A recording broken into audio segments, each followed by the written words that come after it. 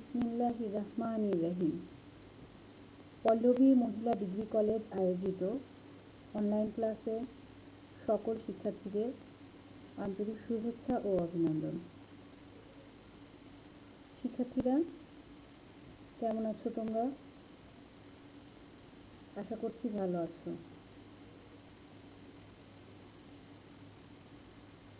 আজ আমি তোমাদের ইসলামের ইতিহাস ও সংস্কৃতির ক্লাসটি নিব। ক্লাসটি একাদশ শ্রেণীর ছাত্রীদের জন্য।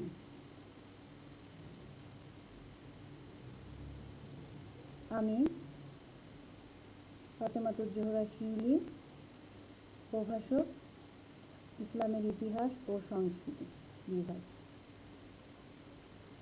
আজ আমরা যে বিষয়টি নিয়ে আলোচনা করব, পাঠ পরিচিতি। দেখো বিষয়টি, উহুদের যুদ্ধ 625 খ্রিস্টাব্দে 21শে মার্চ। আমাদের পাঠের মূল বিষয় হচ্ছে উহুদের যুদ্ধের কারণ ও ঘটনা।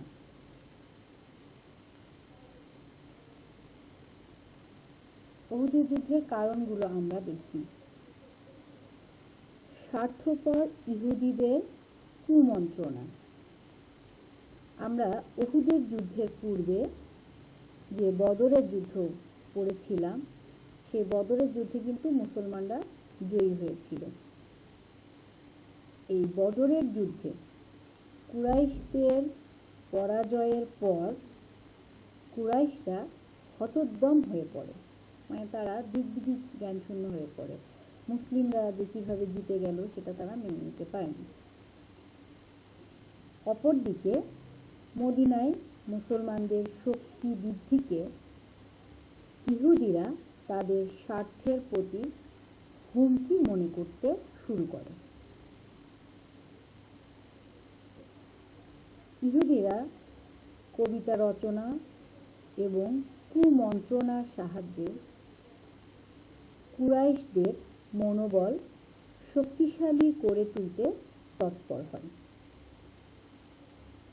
যেমন কাব বিন আশরাফ নামে একজন কবি তার রচিত কবিতার মাধ্যমে মুসলমানদের বিরুদ্ধে কুরাইশদের উত্তেজিত করে। এছাড়া বেদুইনদেরকেও মুসলমানদের বিরুদ্ধে উত্তেজিত করে তোলে। এর পরবর্তী যে কারণটি আমরা দেখব, পরাজয়ের প্রতিশোধ গ্রহণ। বদরের যুদ্ধের পর মদিনার ক্রমোন্নতি এবং দ্রুত গতিতে ইসলামের প্রসার লাভে মক্কাবাসী কিছুতেই সহ্য করতে পারেনি। মদিনা নগরীর উন্নতি কাফেরদের মনে ঈর্ষার উদ্রেক করে। মহানবী সাল্লাল্লাহু আলাইহি ওয়াসাল্লামের নেতৃত্বে মদিনার উন্নতি কাফেরদের স্বার্থে পরিপন্থী ছিল, তাই তারা কিছুতেই এই বিষয়টি মেনে নিতে পারছিল না। এছাড়া বদরের যুদ্ধে কুরাইশগণ স্বল্প সংখ্যক মুসলমানদের কাছে পরাজিত হয়। এ পরাজয় তাদের মনে প্রতিহিংসার আগুন জ্বেলে দেয়। তাছাড়া এ যুদ্ধে পরাজয় বরণ করে কুরাইশদের রাজনৈতিক প্রাধান্য এবং অর্থনৈতিক স্বার্থ ও সুযোগ সুবিধা সবই বিনষ্ট হতে থাকে।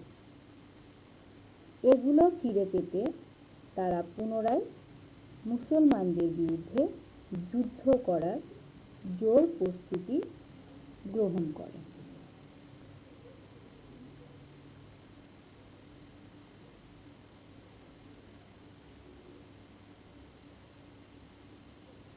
এরপর আমরা আরো একটি কারণ দেখতে পাই, উমাইয়া ও হাশেমিদের শত্রুতা।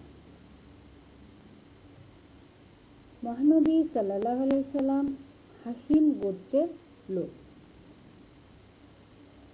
তার নেতৃত্বে বনু হাশিম গোত্রের সাফল্য দেখে বনু উমাইয়া গোত্র ঈর্ষান্বিত হয়। কাজেই উমাইয়া গোত্রের নেতা আবু সুফিয়ান হাশিমীদের প্রভাব খর্ব করার জন্য যুদ্ধের প্রস্তুতি গ্রহণ করে। বিষয়টা হচ্ছে, মহানবী সাল্লাল্লাহু আলাইহি সাল্লাম ছিলেন হাশিম গোত্রের লোক, আর এই মহানবী সাল্লাল্লাহু আলাইহি সাল্লামের নেতৃত্বে বনু হাশিম গোত্রের যে সফলতা দেখে, সেটার মধ্যে বনু উমাইয়া গোত্র, দুইটা গোত্র ছিল সেই সময় মক্কাতে। এই উমাইয়া গোত্রের মধ্যে ঈর্ষার আবির্ভাব হয় এবং উমাইয়া গোত্রের যে নেতা ছিল তিনি ছিলেন হচ্ছে আবু সুফিয়ান। সেই আবু সুফিয়ান হাশিমীদের প্রভাব খর্ব করার জন্য যুদ্ধের প্রস্তুতি গ্রহণ করেন। এরপরে যে আমরা পয়েন্টটি আলোচনা করব সেটা হচ্ছে বাণিজ্য স্বার্থ রক্ষা বা বাণিজ্যিক যে স্বার্থ রক্ষা বিষয়টি। মদিনায় মুহাম্মদ সাল্লাল্লাহু আলাইহি সাল্লামের নেতৃত্বে ইসলামী প্রজাতন্ত্র প্রতিষ্ঠিত হলে কুরাইশরা সিরিয়া ও অন্যান্য অঞ্চলের সাথে নির্বিঘ্নে যাতায়াত সুবিধা হারাতে পারে ভেবে তারা তাদের বাণিজ্যিক স্বার্থ রক্ষার্থে ঐক্যবদ্ধ হয়। ফলে কুরাইশরা তাদের বাণিজ্যিক সুবিধার জন্য আবু সুফিয়ানের পক্ষে কাজ করে। কি হলো বাণিজ্যিক যে স্বার্থ রক্ষার যে পয়েন্টটি, সেটা দেখছি যে মদিনায় মুহাম্মদ সাল্লাল্লাহু আলাইহি সাল্লামের নেতৃত্বে একটি ইসলামী প্রজাতন্ত্র প্রতিষ্ঠিত হলে কুরাইশরা সিরিয়া ও অন্যান্য অঞ্চলের সাথে নির্বিঘ্নে যাতায়াত সুবিধা হারাতে পারে ভেবে তাদের বাণিজ্যিক স্বার্থ রক্ষার্থে একসাথে হয় এবং কুরাইশরা তাদের বাণিজ্যিক সুবিধার জন্য আবু সুফিয়ানের পক্ষে কাজ করে। যে আবু সুফিয়ানের পক্ষে যখন কাজ করবে তখন তাদেরকে কুরাইশদের খুবই সুবিধা হবে, সেজন্যই কুরাইশরা আবু সুফিয়ানের পক্ষে কাজ করতে শুরু করে। পরবর্তী স্লাইডটি আমরা দেখি। এই স্লাইডটিতে আমরা যে কারণ দেখছি সেটি হচ্ছে কবিদের কুমন্ত্রণা। মক্কার বিখ্যাত বীর সাইবা, একজন বীর ছিলেন, মক্কার কয়েকজন বীর ছিলেন, সেই বীরগুলোর নাম আমরা বলি। যে মক্কার বিখ্যাত বীর ছিলেন সাইবা, উতবা, আবু জেহেল। এই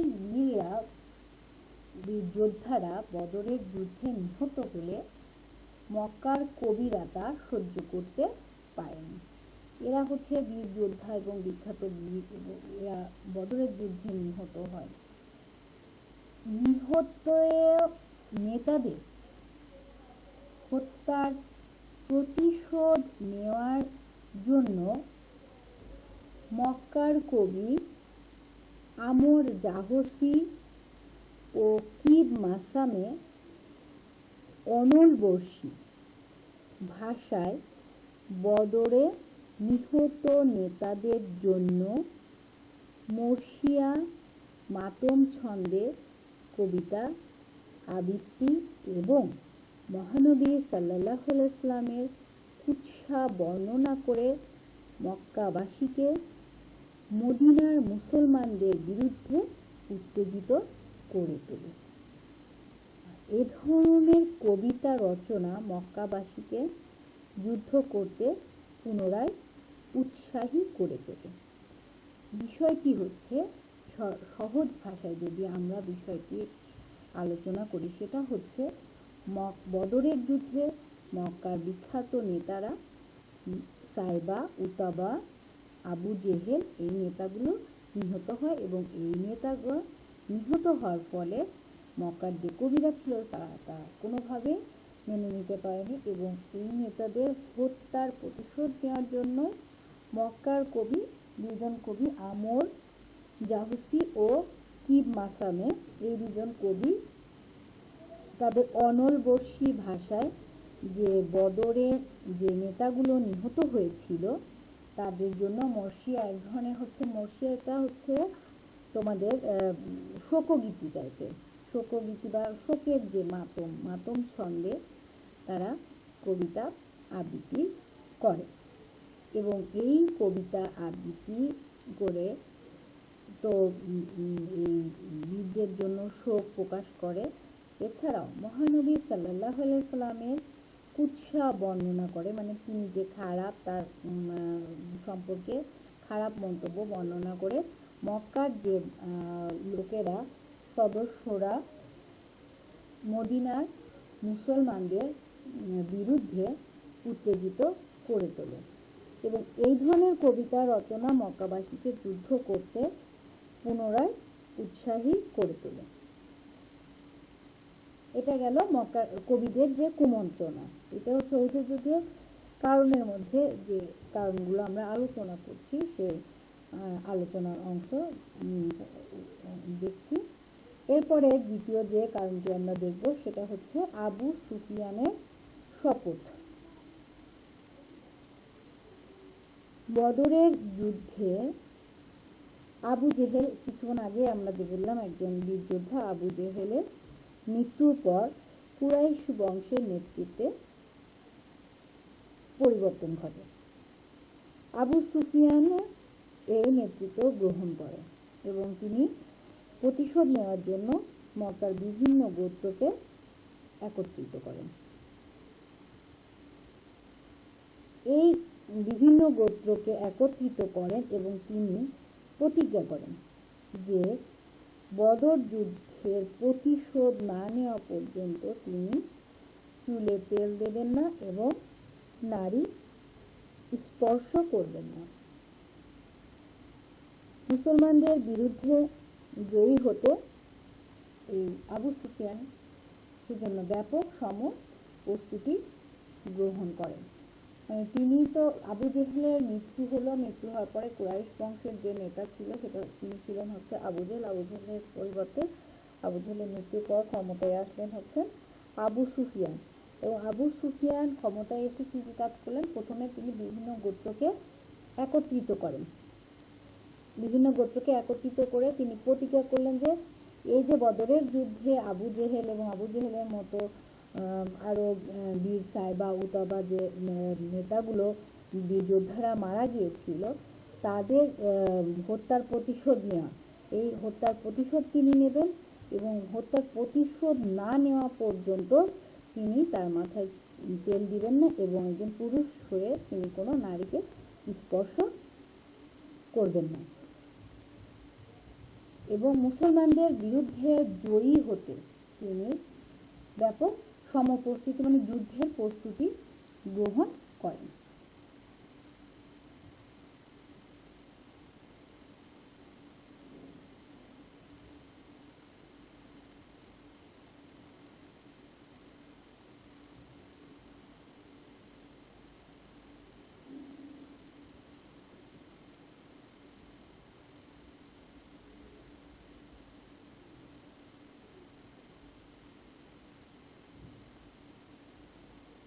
এবার আমরা উহুদের প্রান্তরটি এই স্লাইডে দেখতে পাই।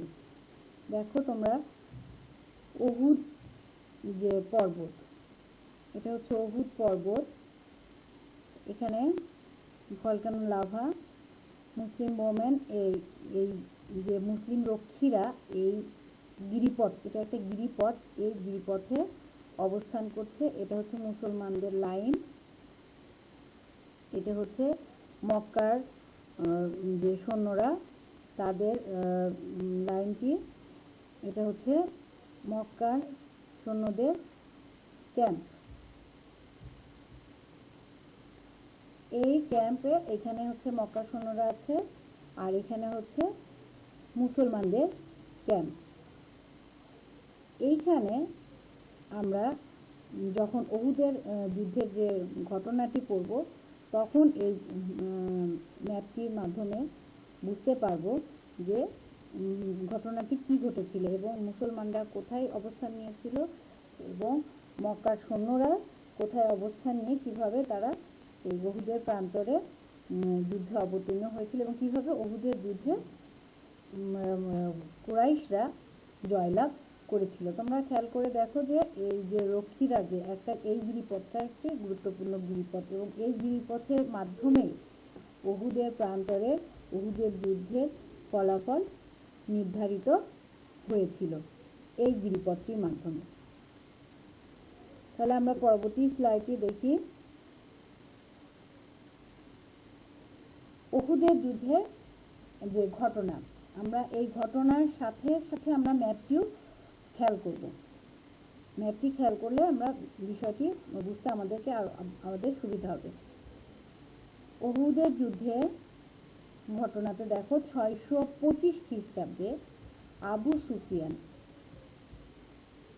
3000 সৈন্যের এক বিশাল বাহিনী নিয়ে মদিনার 5 মাইল পশ্চিমে উহুদ প্রান্তরে উপস্থিত হন। কত মাইল? 5 মাইল পশ্চিমে উহুদ প্রান্তরে। দেখো ম্যাপটি খেয়াল করো।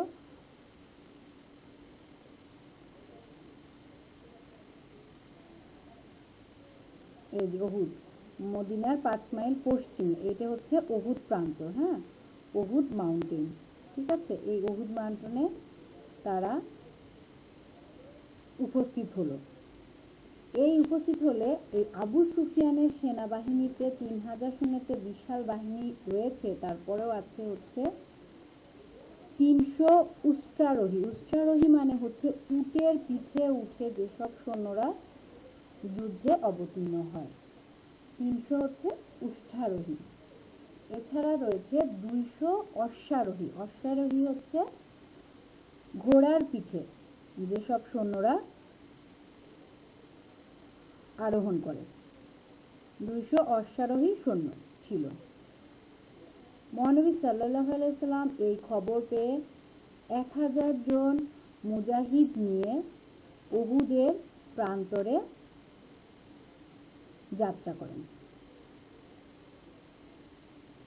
উহুদের প্রান্তরে যাত্রা করে পরে এই মহানবী সাল্লাল্লাহু আলাইহি সাল্লামের মুজাহিদদের মধ্যে একজন মুনাফিক মুজাহিদ ছিলেন, তিনি হচ্ছে আব্দুল্লাহ বিন উবাই। আব্দুল্লাহ বিন উবাই তার 300 লোক নিয়ে, 1000 জন সৈন্যের মধ্যে 300 লোক নিয়ে দলত্যাগ করে। অবশেষে মহানবী হযরত মুহাম্মদ সাল্লাল্লাহু আলাইহি সাল্লাম মাত্র 700 সৈন্য নিয়ে 3000 কুরাইশ সৈন্যের মোকাবেলার প্রস্তুতি নিলেন। মুসলিম শিবিরের এক পাশে ছিল উহুদ পাহাড় আর অপর পাশে ছিল একটি সংকীর্ণ গিরিপথ। দেখো তোমরা ম্যাপটিতে খেয়াল করো। এই দেখো মুসলিম সৈন্যের যে ম্যাপ, এটার এক পাশে হচ্ছে উহুদ পাহাড়, অপর দিকে একটা গিরিপথ। হ্যাঁ, এটা হচ্ছে মুসলমানদের লাইন আর এটা হচ্ছে গিরিপথ। এই গিরিপথ ছিল। এই গিরিপথ দিয়ে শত্রুরা যাতে মুসলমানদের উপর আক্রমণ করতে না পারে সেজন্য রাসূলুল্লাহ সাল্লাল্লাহু আলাইহি সাল্লাম আব্দুল্লাহ ইবনে জুবায়ের ইবনে নোমানের নেতৃত্বে 50 জন তীরন্দাজ গিরিপথ পাহারা দেওয়ার জন্য নিযুক্ত করেন।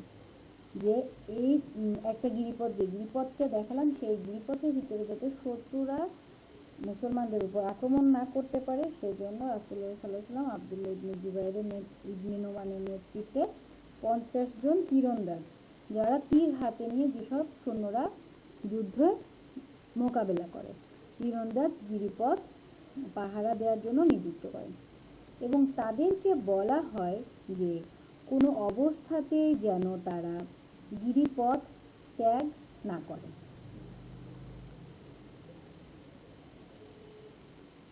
625 খ্রিস্টাব্দে 21 মার্চ মতান্তরে 26 মার্চ উহুদ প্রান্তরে দুই পক্ষের তুমুল যুদ্ধ শুরু হলো।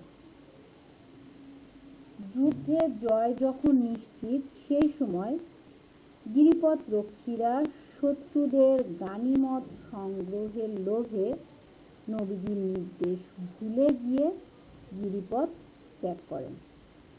কি করলো, যে নবীজি সাল্লাল্লাহু আলাইহি সাল্লাম বলেছিলেন যে একটি গিরিপথের কথা, যে গিরিপথটি আমরা ম্যাপের সাহায্যে দেখলাম, সেই গিরিপথ দিয়ে যাতে গিরিপথটি অরক্ষিত অবস্থায় ফেলে যেন কোনো সৈন্যরা না যেতে পারে, সেই নির্দেশ দিয়েছিলেন। কিন্তু সেই নির্দেশে সৈন্যরা অমান্য করে যখন যুদ্ধে একদমই জয় নিশ্চিত, সেই সময় যে গানিমত লাভ বা সংগ্রহের জন্য নবীজি সাল্লাল্লাহু আলাইহি সাল্লামের নির্দেশ ভুলে গিয়ে তারা সেই গিরিপথটি ত্যাগ করে। এবং কুরাইশদের অন্যতম সেনাপতি খালিদ বিন ওয়ালিদ সুচতুর, তিনি খুব চতুর একজন সেনাপতি ছিলেন।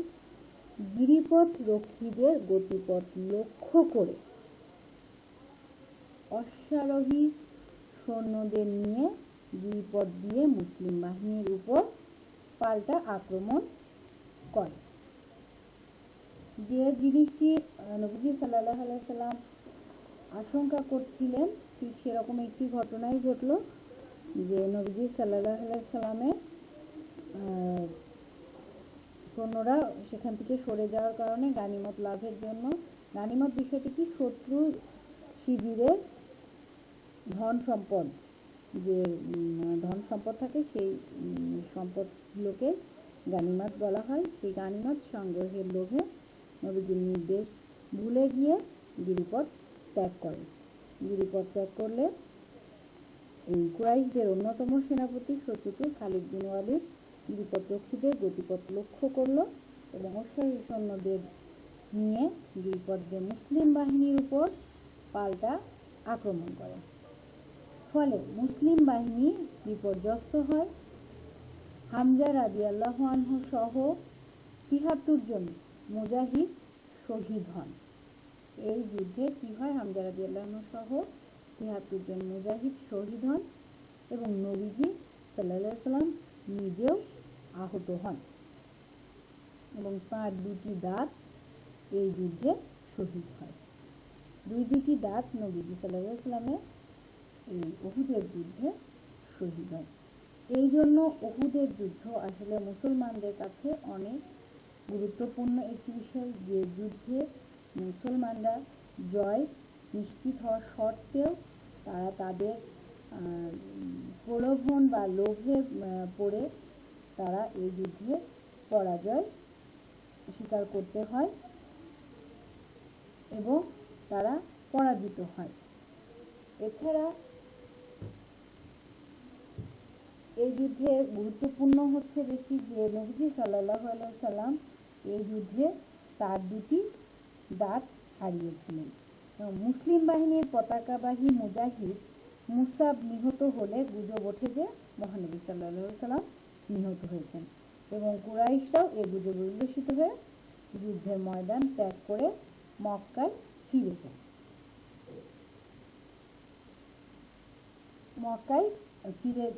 যায়।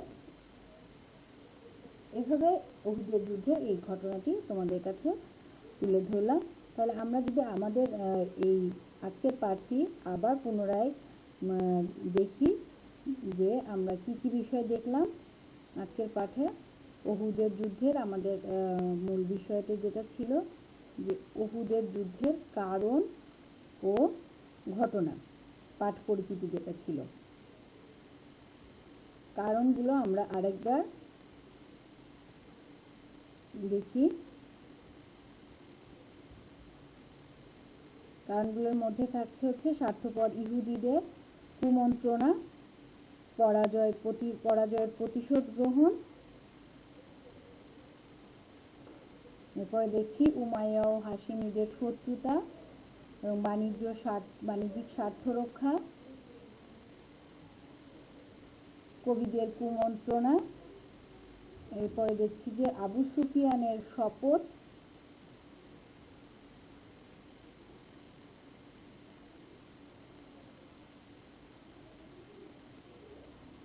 এরপরে আমরা যে উহুদের যে প্রান্তটি দেখছি, উহুদের যুদ্ধ হয়েছিল যেখানে সংগঠিত হয়েছিল, সেই যুদ্ধের প্রান্তটি দেখছি এবং সেখানে কিভাবে উহুদের যুদ্ধের ঘটনাটি যখন পড়লাম তখন জানতে পারলাম যে উহুদের যুদ্ধে এই মুসলিম এর পাশে পশ্চিম দিকে মদিনা থেকে 5 মাইল পশ্চিমে যে উহুদ পর্বত ছিল, সেই উহুদ পর্বতের পাশে ছিল মুসলিমদের ক্যাম্প এবং এর পাশে যে একটি গিরিপথ ছিল, সেই গিরিপথে যে মুসলমানদের যেখানে রক্ষীরা রেখেছিল, এখানে কিন্তু রক্ষী রাখা ছিল, কিন্তু পরবর্তীতে যখন এই রক্ষীরা এই ক্যাম্পে মক্কার ক্যাম্পে বিভিন্ন ধন সম্পদ নেওয়ার জন্য এখান থেকে তারা এই যে মক্কান ক্যাভেরি, দেখো মক্কান ক্যাম্প, মক্কানদের যে লাইন, এখানে তারা চলে আসলো। এই জায়গাটি চলে আসার কারণে তাদের যে নিশ্চিত একটি জয় ছিল, সেই জয় থেকে তারা বঞ্চিত হলো এবং মুসলমানরা এখান থেকে সরে আসলো। ঠিক এই গিরিপথটি দিয়ে এই খালিদ দেখেছো এখানে লেখা আছে খালিদ এইখান থেকে এসে এইখানে দিয়ে এইভাবে মক্কার ইসেতে মুসলিম যে ক্যাম্পে আক্রমণ করলো। মুসলিম ক্যাম্প আক্রমণ করার ফলে মুসলমানদের কয়েকজন মানে হামজার যে সবচেয়ে বড় শক্তিশালী সৈন্য ছিল মুসলিম দলের, সেই সৈন্য সহ ৭৩ জন মুজাহিদ শহীদ হলেন এবং নবীজি নিজেও এই যুদ্ধে আহত হলেন। নবীজি এই যুদ্ধে আহত হলেন এবং তার 2টি দাঁত শহীদ হলো। তাহলে শিক্ষার্থীরা, আমরা আজকে আলোচনাটি থেকে বুঝতে পারলাম যে কোনো যুদ্ধক্ষেত্রে যে প্রধান যে সেনাপতির যে নির্দেশ থাকে, সেই নির্দেশগুলো অমান্য করে যখন তারা বিভিন্নভাবে নিজেদের মন মতো চলতে চায় কিংবা নিজেদের মতো যুদ্ধে অংশগ্রহণ করতে, তখন সেই যুদ্ধে নিশ্চিত জয়, যুদ্ধ থেকেও পরাজয় গ্রহণ করতে হয়। আমরা উহুদের যুদ্ধের ঘটনা দেখলাম এবং এই উহুদের যুদ্ধের ঘটনায় আমাদের মুসলিম বাহিনী পরাজিত হলো। শিক্ষার্থীরা, আজকে আমার এই ক্লাসটি এখানেই শেষ করছি এবং আগামী ক্লাস দেখার আমন্ত্রণ জানিয়ে তোমাদেরকে সকলকে ধন্যবাদ জানিয়ে আজকের ক্লাসটি এখানেই শেষ করলাম। সবাই ভালো থাকবে, সুস্থ থাকবে। ধন্যবাদ।